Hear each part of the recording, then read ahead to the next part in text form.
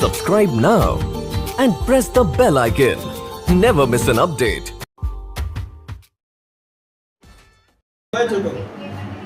आज हम लोग को पढ़ना है लॉरेंज बल के बारे में। ठीक है, बहुत इंपॉर्टेंट टॉपिक है 2 नंबर के लिए और इसका ऑब्जेक्टिव भी पूछेगा।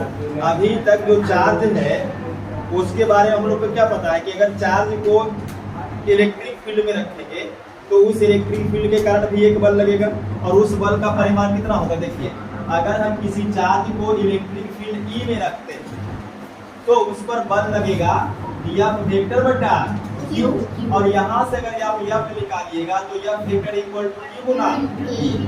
तो विद्युतीय क्षेत्र में एक आवेश पर QE बल लगेगा और ये आवेश कैसा रहेगा, अस्थिर आवेश। लेकिन अगर इसी आवेश को हम गतिशील कर दें और एक समान चुंबकीय क्षेत्र में रख दें, वहां भी एक बल लगेगा, चुंबकीय बल। और वो बल कितना लगेगा, देखिए अगर कोई चार्ज है, ध्यान दीजिएगा, एक बल तो ये हो गया विद्युतीय क्षेत्र के कारण, विद्युतीय क्षेत्र के कारण, और एक मान लीजिए कि कोई आवेश Q है और वो V वेक्टर वेग से चुंबकीय क्षेत्र B वेक्टर में थीटा कोण पर घूम रहा है। ठीक है, फिर समझिए, एक आवेश Q है और ये आवेश गतिशील है, कितना वेग से, V वेग से, और कहां पर गतिशील है, चुंबकीय क्षेत्र। और किस प्रकार से, चुंबकीय क्षेत्र के साथ थीटा कोण बनाते हो, थीटा का मान आप कुछ भी रख सकते हैं। तब इस पर जो बल लगेगा, आप याद कीजिएगा, सदिश रूप में अगर लिख रहे हैं F वेक्टर तो होगा Q into V vector cross B vector. आया कुछ इसके अगला वाला टॉपिक। और अगर ऐसे लिखिएगा केवल परिमाण में तो QVB sin थीटा, ये थीटा उसी में आ जाएगा, इसको तोड़िएगा तो VB sin थीटा आएगा। तो ये 2 प्रकार का बल आवेश पर लगता है, एक विद्युतीय क्षेत्र के कारण और एक गतिशील आवेश पर चुंबकीय क्षेत्र के कारण। इसको मान लीजिए कि ये दूसरा तरह का बल है। अब अगर ये दोनों बल को हम एक साथ मिला दें, ये पहला मान लीजिए, इसको एक साथ मिला देंगे तो टोटल बल इस आवेश पर कितना लगेगा, टोटल फोर्स। इसको मान लीजिए F वेक्टर, तो टोटल का मतलब क्या होगा, कुल का मतलब योग कीजिए, तो F1 वेक्टर प्लस F2 है। अब दोनों को जोड़ देते हैं तो F vector equal to F1 vector का मान कितना है, Q इंटू E वेक्टर है, प्लस F2 का मान कितना है, Q into V cross B है। क्लियर। और देखिए F इक्वल टू, दोनों में कॉमन क्या आ सकता है, Q ले लीजिए कॉमन। अब Q जब कॉमन आएगा तो यहाँ क्या बचेगा, E वेक्टर प्लस अंदर क्या बचेगा, V वेक्टर क्रॉस B। अब ये वाला जो बल आया F vector equal to Q into E vector plus V cross B vector, यही आपका लॉरेंज फोर्स है। ये अब क्या है, फोर्स, और इस फोर्स का नाम क्या होगा, लॉरेंज फोर्स। यही लॉरेंज बल है, लॉरेंज फोर्स है। ठीक है, तो परिभाषा इसका क्या लिखिएगा, विद्युतीय क्षेत्र और चुंबकीय क्षेत्र दोनों का सम्मिलित प्रभाव, प्लस है जुड़ा हुआ, तो विद्युतीय क्षेत्र और चुंबकीय क्षेत्र के सम्मिलित प्रभाव में किसी आवेश पर लगने वाले बल को ही क्या बोलेंगे, लॉरेंज। और मान कितना आएगा, तो F इक्वल टू, ये जो समीकरण आप देख रहे हैं वही इसका मान आएगा। इसका क्वेश्चन 2 प्रकार से, एक तो परिभाषा पूछेगा 2 नंबर का, परिभाषा में क्या लिखिएगा, विद्युतीय क्षेत्र और चुंबकीय क्षेत्र के सम्मिलित प्रभाव में आवेश पर लगने वाले बल को लॉरेंज बोलेंगे। परिभाषा क्लियर, उसमें नीचे फॉर्मूला भी लिख दीजिएगा और बेहतर हो जाएगा।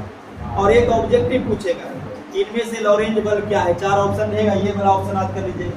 तो ये आपका ऑब्जेक्टिव के लिए फॉर्मूला रख लीजिएगा और परिभाषा में आपको लिख लीजिएगा, तो परिभाषा नोट कर लीजिए। तो एक और छोटा सा टॉपिक देख लीजिएगा, ये भी 2 नंबर के लिए पूछेगा।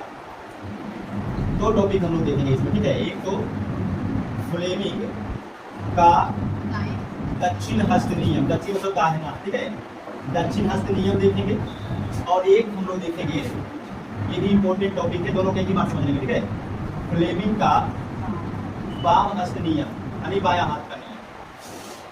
अब ये 2 नियम जो फ्लेमिंग का दिया हुआ है, वाम हस्त नियम और दक्षिण हस्त नियम, ये दोनों अलग अलग चीज के लिए दिया हुआ। अलग अलग चीज मतलब समझिए, अभी तक देखिए जो हम लोग को जानकारी क्या मिला कि अगर किसी धारावाही चालक से करंट प्रवाहित होता है, जैसे मान लीजिए कि ये एक धारावाहिता है, ठीक है, और इसमें करंट प्रवाहित हो रहा I, तो ये अपने चारों तरफ क्या बनाएगा, चुंबकीय क्षेत्र। और स्टेट ने क्या बताया कि कि अगर किसी चालक से धारा प्रवाहित होगा तो अपने चारों तरफ क्या बनाएगा, चुंबकीय क्षेत्र। तो ये अपने चारों तरफ इस प्रकार से चुंबकीय क्षेत्र बनाएगा। ठीक, अब अगर कहीं पर भी हमको यहाँ यहाँ यहाँ कहीं पर भी अगर हमको उस चुंबकीय क्षेत्र का दिशा ज्ञात करना होगा, क्योंकि चुंबकीय क्षेत्र सदिश राशि है, तो अगर हमको यहाँ पे यहाँ कहीं पर भी चुंबकीय क्षेत्र का दिशा ज्ञात करना होगा तो कैसे करेंगे? तब हम उसके लिए फ्लेमिंग का दक्षिण हस्त नियम का उपयोग करेंगे। तो फ्लेमिंग का दक्षिण हस्त नियम किसके लिए है? चुंबकीय क्षेत्र की दिशा के लिए, चुंबकीय क्षेत्र की दिशा के लिए। और अभी हम लोग क्या देख रहे थे कि अगर इस चुंबकीय क्षेत्र में कोई आवेश ऐसे मान लो कि क्यू वेक्टर आवेश क्यू आवेश है और ये v वेक्टर से गति कर रहा है, तो इस पर चुंबकीय बल भी लगेगा। अब उस बल का दिशा किधर होगा? तो उसके लिए वाम हस्त का नियम। तो वाम हस्त का नियम किसकी दिशा के लिए? बल की दिशा। और दक्षिण हस्त का नियम चुंबकीय क्षेत्र की दिशा के। अब ये जो दिशा है उसका हम पता लगाएंगे कैसे? तो दक्षिण हस्त नियम में क्या करिएगा, आप लोग दाहिना हाथ को इस प्रकार रखिएगा, ये दाहिना हाथ है, ठीक है, राइट हैंड, और ये राइट हैंड का जो पूरा का पूरा हथेली होगा उसको आपको रखना है उसकी ओर जहां पर आपको चुंबकीय क्षेत्र का मान ज्ञात करना है। ठीक है, जैसे मान लीजिए कि इस चित्र में हमको यहाँ पे चुंबकीय क्षेत्र का मान ज्ञात करना, दिशा ज्ञात करना, सॉरी इसका दिशा किधर है, तो हम अपने हथेली को किधर रखेंगे? चुंबकीय क्षेत्र की, सॉरी इधर। तो इस प्रकार से हम इसे रखते हैं और ये जो अंगूठा होगा वो दिशा की ओर रखिएगा। फिर से समझिए, ये पूरा हथेली किधर रहेगा? जहाँ पर मतलब जिस दिशा में आपको चुंबकीय क्षेत्र निकालना, मतलब दूरी समझ लीजिए। मान लीजिए कि ये चालक से इतना दूरी पर आपको निकालना है चुंबकीय क्षेत्र का दिशा, तो ये पूरा का पूरा हथेली किसका यूज करिएगा? दूरी के लिए, कितना दूरी आपका होगा। और ये अंगूठा किधर होना चाहिए? धारा की दिशा की। बाकी ये जो अंगुली मोड़िएगा, ये 4 अंगुली जो मोड़िएगा वही 4 अंगुली आपका दिशा होगा चुंबकीय क्षेत्र। और ये तीनों एक दूसरे पर लंबवत होगा। ये देखिए लंबवत है, हथेली पूरा का पूरा यानी कि वो दूरी, और ये धारा लंबवत। और ये जो आप मोड़िएगा तो ये ऐसे नहीं मुड़ता, ये भी ऐसे ही मुड़ता है। ठीक है, अभी देखो ये ऐसे है और ये ऐसे मुड़ गया, हथेली समझ लीजिए ऐसे। तो ये भी कैसा है, देखिए ये भी लंबवत, तो तीनों लंबवत होता है। ठीक है, तीनों लंबवत। तो अगर हमको यहाँ पे निकालना है तो फ्लेमिंग के दक्षिण हस्त के नियम के अनुसार दाहिने हाथ की 4 अंगुलियों को चुंबकीय क्षेत्र जहाँ पर निकालना हो उधर रखेंगे, आई को धारा की दिशा में रखेंगे। अब उंगली देखिए किधर मुड़ रहा है? अंदर की ओर। तो यहाँ पे चुंबकीय क्षेत्र की दिशा है अंदर की ओर। जब कहीं ऐसा भी चिन्ह लिखा हुआ तो समझ जाइए कहाँ है? अंदर की ओर। ये अंदर की ओर के लिए डायरेक्शन, इसके लिए अंदर की ओर। इसको इंग्लिश में आप बोलिएगा इनवार्ड। ठीक है, और अगर हम इसी में देखें, समझिएगा, अगर हम यहाँ निकालें तो बाहर की ओर होना चाहिए। कैसे होगा समझिए, दाहिना हाथ का 4 अंगुली को आप रखिएगा इधर, रख दिए। धारा की दिशा किधर है? ऊपर, बिल्कुल सही है। अब अंगुली किधर मुड़ेगा? बाहर की। ठीक है, ऐसा नहीं रख सकते आप। देखिए, अब सोचिएगा कि ये इधर तो निकालना है, आप तो ऐसे रख दीजिएगा, तो ये देखिए आई उल्टा हो रहा है, ऐसे आप नहीं रख सकते, फिर गड़बड़ हो जाएगा। आपको ऐसे रखना है। देखिए ये आर हो गया पूरा का पूरा हथेली वो दूरी जहाँ पर हमको निकालना है। यहाँ पे चुंबकीय क्षेत्र का दिशा निकालना, चलिए ठीक है, यहाँ पे दिशा निकालना है। ये अंगूठा देखिए आई ठीक है ऊपर की ओर। अब किधर मुड़ेगा? बाहर। तो यहाँ पे बाहर की ओर। तो बाहर की ओर के लिए ये चिन्ह लगाइएगा। यहाँ पे क्या हो जाएगा? आउट बाहर। तो जब भी बाहर की ओर बोलेगा तो डॉट लगाइएगा और अंदर की ओर क्रॉस लगाएगा। इसका कारण भी है, सिलेबस में भी आप पढ़े होंगे। देखिए ये एक एरो है और एरो से समझने का कोशिश कीजिएगा। ये देखिए एरो के पीछे में क्या रहता है? इस तरह का स्टार बना हुआ। अगर ये तीर कहीं पर जाकर के घुस जाए, ऐसा घुस जाए तो आपको क्या दिखाई पड़ेगा? एरो के पीछे स्टार। तो ये घुसा हुआ मतलब इन बार अंदर की ओर। तो अंदर रहेगा तो क्या दिखाई पड़ेगा? कट को। इसीलिए अंदर की ओर का चिन्ह क्या बना? कट को। लेकिन अगर हम इसको ऐसा बाहर निकाल दें तो क्या दिखाई पड़ेगा? देखिए छेद गोल डॉट। तो वही देखिए बाहर की ओर क्या है? डॉट। वैसे में अंदर की ओर क्रॉस क्यों होता है? क्योंकि अगर कोई चीज घुसा हुआ रहेगा तो उसका क्या दिखाई पड़ेगा? क्रॉस। और अगर निकाल लेंगे तो छेद। तो अंदर की ओर क्रॉस और बाहर की ओर डॉट। ये आसान तरीका है याद रखने का। तो ये तो हो गया चुंबकीय क्षेत्र की दिशा ज्ञात करेंगे। अच्छा ये कंडीशन और लिखिए। तो अगर हम यहाँ पे करंट का दिशा बदल दें और यहाँ पे हमको चुंबकीय क्षेत्र का दिशा ज्ञात करना हो तो कैसे निकालिएगा? ठीक से फ्लेमिंग का दाहिना हाथ नियम लगाइए। इसको ऐसा रखिए, ठीक है। अब देखिए अंगूठा कहाँ जा रहा है, ऊपर, लेकिन धारा कहाँ है, नीचे। तो ये आप हथेली को ऐसा मोड़िएगा। अब देखो हथेली आर की ओर बिल्कुल सही है, और अंगूठा भी देखिए कहाँ है, नीचे। अब इसको मोड़िए, कहाँ चला गया, बाहर। तो यहाँ पे बाहर की ओर हो जाएगा। अब अगर समझ में, तो बिल्कुल आसान तरीका है। फ्लेमिंग का दक्षिण हस्त नियम के लिए दाहिना हाथ के हथेली को चुंबकीय क्षेत्र जहां निकालना है उस ओर रखिए, और अंगूठा को धारा की ओर रखिए। बाकी 4 अंगुली जिधर मुड़ेगा उधर क्या होगा, चुंबकीय क्षेत्र का दिशा। ये हो गया, इसका परिभाषा लिखा देंगे। अब फ्लेमिंग का बाम हस्त नियम है। फ्लेमिंग के बाम हस्त नियम में क्या करना, ध्यान दीजिएगा। ये जो बायां हाथ है इसके 3 अंगुलियों को इस प्रकार से परस्पर लंबवत रखिएगा। बायां हाथ का 3 अंगुलियों को इस प्रकार से, तीनों एक दूसरे पर लंबवत होना चाहिए।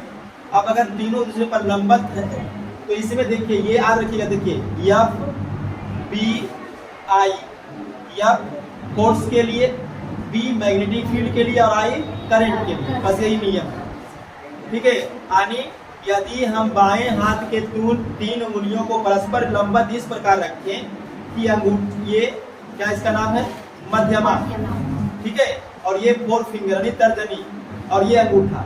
तो तर्जनी, ये मध्यमा किधर होना चाहिए, धारा की दिशा में, और ये चुंबकीय क्षेत्र की दिशा में। तो उस पर लगने वाला जो बल होगा आवेश पर, वो किधर लगेगा, अंगूठा की।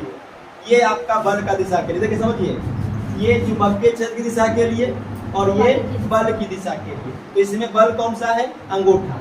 बाकी बीच वाला जो 4 फिंगर है वो क्या है, चुंबकीय क्षेत्र, और ये जो मध्यमा है वो धारा के लिए। बस यही नियम है, एकदम आसान नियम याद रखिएगा। एफ बी आई, जैसे एस बी आई होता है, एस बी आई, एस की जगह एफ कर दीजिए, एफ बी आई हो गया। एफ से फोर्स, बी से मैग्नेटिक फील्ड, और आई से करंट, ठीक है, वही है। इसे समझिए, अगर यहाँ पे मान लीजिए कि आई करंट प्रवाहित हो रहा है, ठीक है, ऊपर की ओर क्या प्रवाहित हो रहा है, आई, और इसमें इधर देखिए ऐसा लिखा हुआ, जरा समझिएगा। तो इसका मतलब क्या है, अभी आपको देखिए बताए थे, अगर क्रॉस दिखाई पड़े इसका मतलब चुंबकीय क्षेत्र अंदर की ओर, क्रॉस का मतलब चुंबकीय क्षेत्र अंदर की ओर, तेज धारी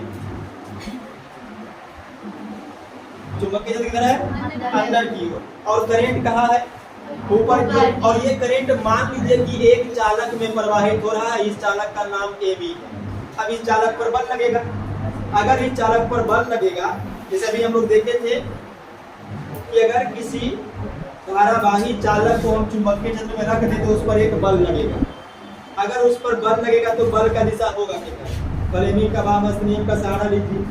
क्या करिएगा, 3 अंगुली को ऐसा फैला लीजिए, ये एफ है, ये तो ज्ञात ही करना है। बाकी ये दोनों, इसको किधर रखना है, बी की ओर, और इसको आई की ओर। अब आई देखिए कहाँ है, ऊपर, आई कहाँ है, ऊपर की ओर। तो ये जो आई है इसको रख लीजिए ऊपर की ओर। देखिए आई कहाँ है, ऊपर की ओर। देखिए फिर से एफ बी आई, आई ऊपर की ओर, ये क्या है, बी, और बी यहाँ पर है किधर, अंदर की ओर। तो यहाँ से इसको ऐसे मोड़िएगा, देखो आई ऊपर है, बी अंदर है, अंगूठा इधर जा रहा है, इसका मतलब इन चालक पर बल इधर लगेगा और ये चालक इधर खिसकना शुरू कर देगा। समझे। अगर हम इसी में यहां देख के दूसरा केस, आप बताइएगा,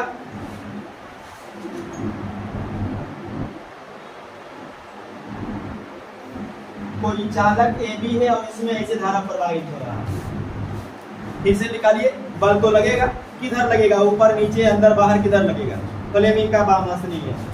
एफ बी आई, एफ हम लोग को निकालना है, ये बी है, बी किधर है, देखो डॉट वाला किधर होता है, बाहर, तो ये बी बाहर की ओर, ये क्या है, आई। अब आई किधर है, देखो उधर, इसको ऐसा घुमा दीजिए बाहर की ओर, आई उधर जा रहा है, ठीक है, कहाँ लग रहा है, नीचे। तो ये जो चालक है वो नीचे घूमना शुरू कर देगा फोर्स के कारण। हो गया। अब इसमें तो फ्लेमिंग के बाम हस्त नियम में क्या लिखिएगा कि यदि हम बाएं हाथ के 3 उंगलियों को परस्पर लंबवत इस प्रकार रखें कि मध्यमा धारा की ओर तर्जनी चुंबकीय क्षेत्र की ओर, तो उस पर लगने वाला बल अंगूठा की ओर व्यक्त होगा। क्लियर? चलिए नोट कर लीजिए, हम लिख देते हैं। यदि हम बाएं हस्त की 3 अंगुलियों को परस्पर लंबवत इस प्रकार रखें कि मध्यमा